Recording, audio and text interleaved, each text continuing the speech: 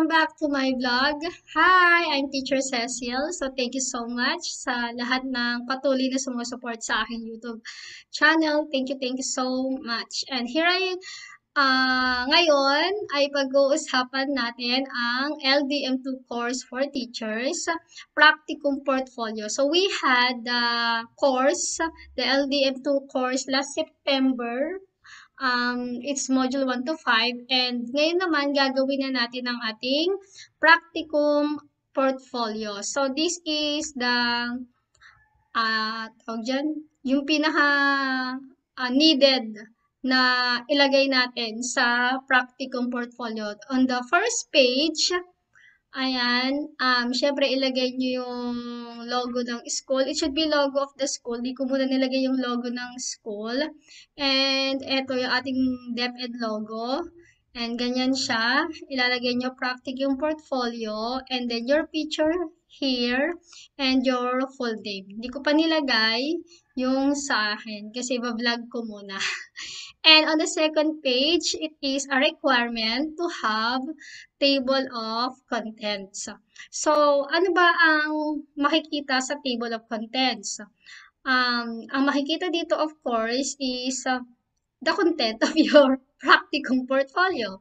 Okay, so ang magiging content ng ating practicum portfolio is the artifacts or the MOVs needed and the professional standards or strands in each artifact.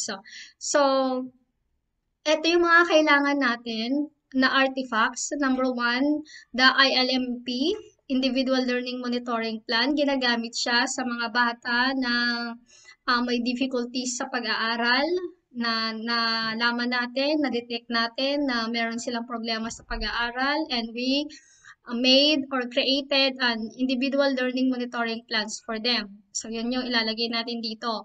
Ayan, ito ang kanyang professional standards, learner's gender, needs, strengths, interests, and experiences. And all of these things is, nakalagay siya dito sa individual learning monitoring plans. So, next, lesson plans. It is very available. Di tayo mahihirapan.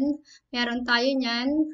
Mamili ka na lang, DLP ba ang gamit nyo, weekly home learning plan, or lesson exemplars and the likes. And ang iyong professional standards dyan na ilalagay is the learners in difficult circumstances, planning and management of teaching and learning process, learning outcomes aligned with learning competencies, design, selection, organization, and utilization of assessment strategies.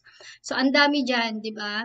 So, dapat sa lesson plan, makikita itong mga ito or merong kang mga pictures nito. Okay? And then, teacher-made or modified learning resources, yung mga ginawa mong video, supplemental video, PowerPoints. So, yon.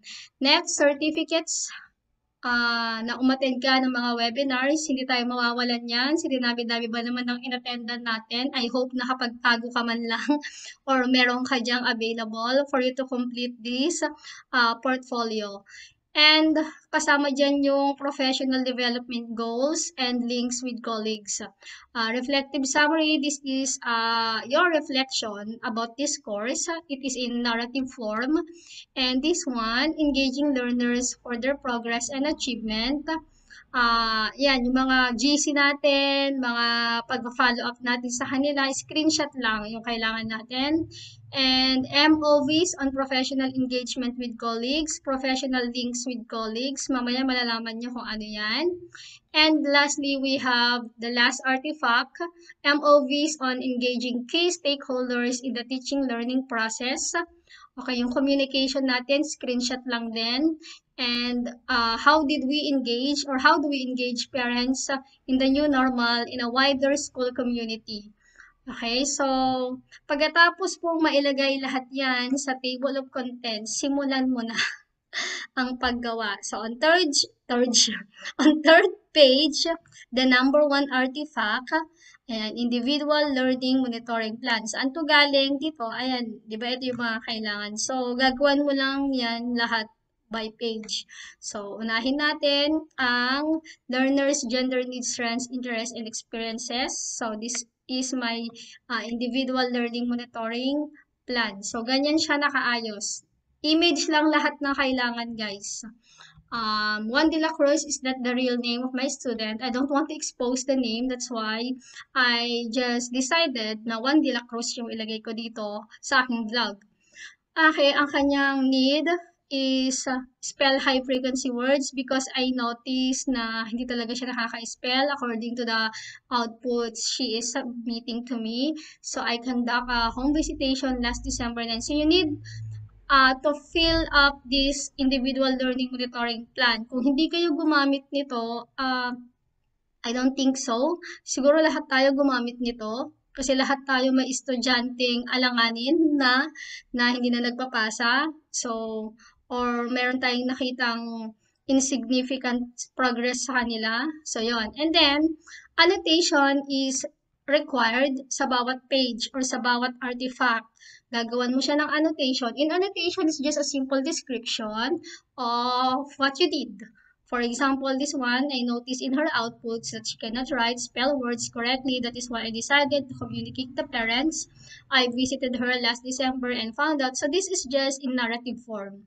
Okay? So ganyan siya. Next artifact natin, yung kanina, yung lesson plans. Okay. Iisa-isahin natin. Unahin natin yung learners in difficult circumstances. So, kung nakita nyo kasi kanina sa table of contents, ayan siya, ang dami niya. So, dinisect natin siya. Ayan. So, unahin natin yung 3.4. Ayan, isa-isahin natin. So, ayan, just a screenshot of your weekly home learning plan or DLP. Kung gusto mo ilagay lahat, yun, DLP, Weekly Home Learning Plan, Lesson Exemplar, ayan. So, and then, eto, yung pagkanta ko ng online class, I just, tinakpan ko yung mga faces ng estudyante ko. And ito, yung interactive games that I have provided for my students. So, ang annotation ko, our school decided to conduct an online class once a week regardless of the number of attendees and modalities to help the learners in this difficult time. So, bakit yan yung sinulat ko? Kasi ang professional standard niya is learners in difficult circumstances. So, what is your proof na tinulungan mo talaga yung mga estudyante mo? So, dapat makikita sa lesson plan mo, sa lesson exemplar mo, that you have created a lesson wherein, or that you created a strategy na matutulungan mo yung mga learners here in difficult circumstances. So, ayan. Nilagay ko lang itong online class ko tsaka interactive games pero ang nire-require talaga is DLP and weekly home learning plan. Pero para sa akin, para makita nila na yung weekly home learning plan ko, yung nakasulat ay tinuro ko talaga, I put the pictures here. So, ayan. And then, annotation here. Again, annotation is a requirement. Okay? In every page. Next, yung pa rin yung artifact, yung lesson plans pa din. Ayan, planning and management of teaching and learning process. So, what is your proof na nagplano ka talaga sa iyong teaching and learning process? Of course, we have this, I just captured this lesson plan that I make. Ayan, and my annotation, one of the things I am considering in preparing my lesson is the individual differences of my students. That is why I am providing different assessments. So kung makikita nyo, iba-iba yung assessments in every learning task para naman makater mo lahat yung multiple intelligences ng bata, di ba? So I also make sure that I have a review before starting a new lesson. Ayan, so kinapture ko yung review. Siyempre, importante yan.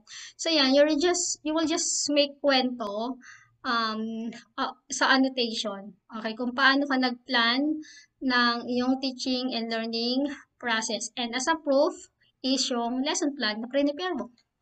Okay, so ayan. And lastly, the most important thing I always bear in mind in preparing is the alignment of my lesson and milk. Of course, kahit gaano kaganda yung lesson plan mo, if there's no alignment, it's a no-no. Okay, next, name of artifact. Again, lesson plan pa din. Ayan, so learning outcomes align aligned with learning competency. So, di ba, gumawa ka ng lesson plan. So, asan yung learning outcomes na ginawa mong lesson plan na align with learning competencies? So, ayan, kuha ka lang na example. Kinunan ko yung walang pangalan, of course. Bawal tayo maglagay for their privacy. Ayan. So, ito yung learning outcomes aligned with learning competencies. If you will notice, nandyan yung milk. Ayan. Sa school kasi namin, nilalagay na namin yung milk para madaling ma-check and madali din naming ma-align yung ginagawa naming assessment. Ayan. So, annotation ko, we are doing milk mapping every quarter to clearly see the alignment of our lessons. Dapat i-etch. And we are also including the milk in each assessment we are giving to the students. Yan yung sabi ko sa inyo. For them also to be aware of what they are answering aside from the rubrics and weekly home learning plan given. And from the rubrics and weekly home learning plan, we are giving, di ko na-proofread to guys, we are giving as their guide in answering. So, ayan.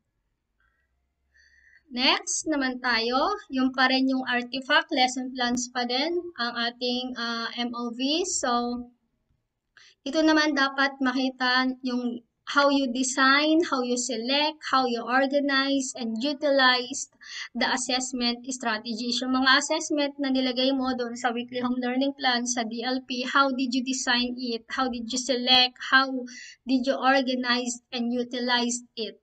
Yun yung mga tanong dyan. So, as a proof, ayan, ito yung kung paano ko siya in-organize. In-upload ko siya sa FB group. I use FB group.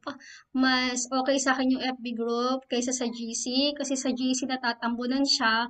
While in FB group, social learning, yung mga features doon is nakakagawa ka ng topics. Nag-group mo sila. For example, like this, English. When they click the English, lalabas lahat ng in-upload mo sa English. Pag clinic nila yung AP, lahat ng assessment sa AP lalabas. And I also uploaded PDF and may picture pa para sa mga hindi kayang mag-download ng PDF, at least hindi sila mahihirapan kasi may pictures. And ayan, nagbibigay din ako ng corrections, kung may corrections. Ayan, nagpo-post din ako. So, ganyan ko dinidesign at ino-organize ang aking mga assessment sa mga bata. Okay, so, syempre, kumukuha sila ng module every week. So, bakit ko pa ginagawa ito? Para ito sa mga hindi nakakakuha ng mga modules, di ba? Tapos may kakayahan naman na mag-download. Yon. And may annotation in organizing my assessment, I am posting the PDF file, pictures, and so, pinento ko lang ulit dito yung sinabi ko sa inyo, guys. Ayan. So, bakit kayo na-upload? Sabi ko nga dito, with this, they are able to access it anytime, most especially if they replace. So, hindi na tayo kukulitin, teacher, ay ma'am, wala po pala akong ganito. Ayan, maghanap ka dyan sa FB group. So, ayan. Ganyan ko siya dinidesign. And in selection naman, when it comes to designing in selection, I only choose the task in module that will really enhance the skill and develop the competency of the lesson. Hindi ko binibigay yung gawain 1 to 6 sa module. Pinipili ko lang doon 2 or 1. Yung pinaka makakatulong sa pag-develop ng competency. Tsaka lesson na rin sa gawain ng mga bata. And this one, another artifact na tayo, teacher-made or modified learning resources, yung mga ginawa mo na learning resources including ICT. So, I have here PowerPoint, in-screenshot ko, and yung mga supplemental videos that I uploaded and posted, I downloaded and uploaded in my FB group. Ayan, so since I am conducting online class once a week, I am preparing interactive games and slide decks for my students. Then, I am also posting it in our FB group, dash all the materials and resources I use in online class for the students who were not able to attend. Bakit ko pa rin ina-upload kahit nagkahanda ako ng online class? Siyempre, para sa mga hindi naka-attend real time na may oras sa gabi na mag-browse. Sa gabi lang nakakapag-aral Kasi doon pa lang dadating yung magulang na magga-guide. So, at least may ma-open sila, di ba? Ayan. So, yan. So, supplemental materials for their learning. Pwede nyo din ilagay dito, yung mga recorded Google Meet ninyo sa lesson. Kaya lang, hindi kasi ako naglagay kasi tatakpan ko pa yung mga mukha ng bata. So, ayun. Pwede din yun. Pero takpan nyo lang yung mukha ng bata. Kaya ito na lang yung nilagay ko. Kasi, walang mukha ng bata. Okay, hindi na tayo magtatakip. Ayan, so, ayan, certificates lang of your participation in any professional development. This is called the professional development goals. So, ayan, yung iniset mo, lahat na, ilagay mo dyan na certificate. Sa dami ba naman ng, actually guys, wala naman nire-require na number of photos of image. Ayan, ikaw bahala. Basta may proof kang nilagay. So, ayan, ang annotation ko, again, distance learning is indeed new and hard for all of us. That is why attending webinars and conducting SLAP or LAP is a need to all of us. With this, we are honing our skills in teaching and learning new styles, strategies that will help our students' academic status in new normal. So, ayan. Di ba malaking bagay talaga na ma-attend tayo niyan. Okay? Para ma-hone tayo and matuto. Next is ito na yung pinaka-summary mo, yung pinaka-reflection mo sa course na ito. Ayan, yun sa akin, when I first heard and read the artifacts in this LDM practicum, I was a little bit confused. My question is, where will I get these artifacts? Siyempre, yun ang tanong ng lahat. Saan ko na naman kukunin yung artifacts na yan? Kakatapos ko palang mag-artifacts sa SBM. So, yun. But through reading and reading all over again, the course, I soon realized that it is not hard. Actually, oo, sa una magrereklamo ka kasi tao ka lang, pagod ka. Pero nung nabasa ko na yung memo, naintindihan ko na yung mga i-gather na data, nasabi ko na lang sa sarili ko, ito lang pala, joke lang. Hindi kasi madali lang, kasi 'di ba yung FB group naman natin, yung GC naman natin, andun lang, magi-screenshot lang tayo, yung weekly home learning plan natin, andyan lang, yung individual learning monitoring plan natin, andyan lang, hindi ka maghahagilap you will not consume a whole day na para maghagilap ng mga artifacts. Well, in fact, I created this practicum and I finished this in 2 hours lang. Kasi available naman lahat ng artifacts sa aking GC, sa aking FB group, and sa aking Google Drive. That's why it's very important to have your own Google Drive and upload all the things na ginagawa mo sa buhay mo as a teacher. Kasi, ayan, lesson learned, magtabi tayo, maggawa tayo ng ating sariling Google Drive para kapag may mga ganitong pa-artifacts ay hindi tayo mahirapan. So, ayan, as I begin to make this, I see the progress. Ayan, so hindi ko nababasahin, guys. Ang sarap magsulat. Actually, gusto ko pang habaan to kasi sa dami ng realization ko. And I really love typing. Kaya, yan. So, sabi ko, as I begin to make this, I see the progress of my students, myself also, I see the progress of myself in this school year. And I said to myself, look how far I went and how good I become, Char. So, yan. Diba? I can also see in this, the fruits of my labor for this school year. Diba? With this, diba, pag ginagawa mo yan, so, ito na pala yung certificate ko, ganun. So, ito pala yung mga video sa pinagpuyatan ko. Ito pala. Ayun. So, mga ganon. Ayan. So, my annotation, based on my reflection, I can see and say that I learned a lot from this course. Yes naman tayo dyan. Okay, and this one, the monitoring and evaluation. Ito, madali lang to gawin kasi sabi ko nga sa inyo, available naman sa inyo mga GC, yung mga chat ninyo, and if you had your home visitation, ayan, screenshot nyo lang, paki-blurred, malayo yung kuha, ayan, kasi para sa privacy, ganun. Ayan, so monitoring, how did you monitor and evaluate? Ayan, so minonitor ko through PM at saka meron kaming ganito, meron silang checklist ng nagawa nila at hindi nila nagawa.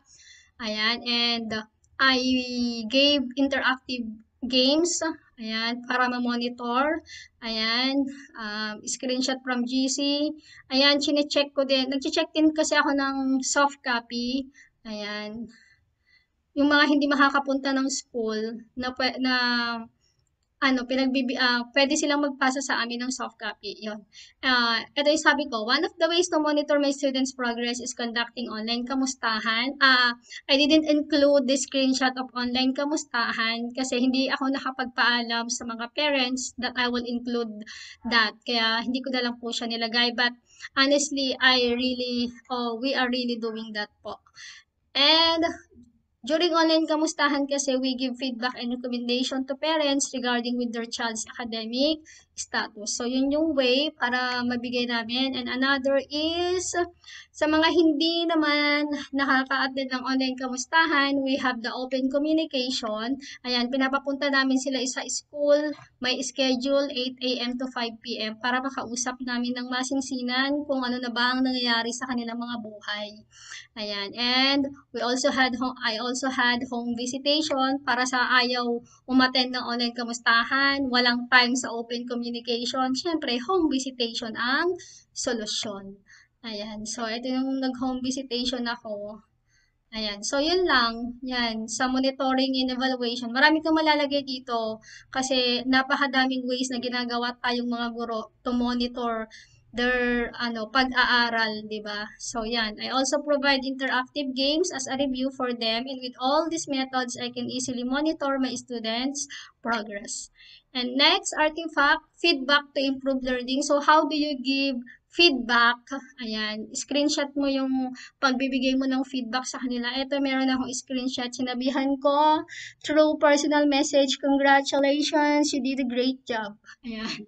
And then, meron kasi kaming ayan, pag nag-check ako, online man or hard copy, ayan, naglalagay ako ng mga ganyan. Very good, nice drawing, keep it up. Ayan. So, ang sabi ko dito sa annotation, we provide column for teachers' feedback. Meron talaga kaming column, kung mapapansin nyo, ayan, meron talaga kaming column para sa teachers' feedback.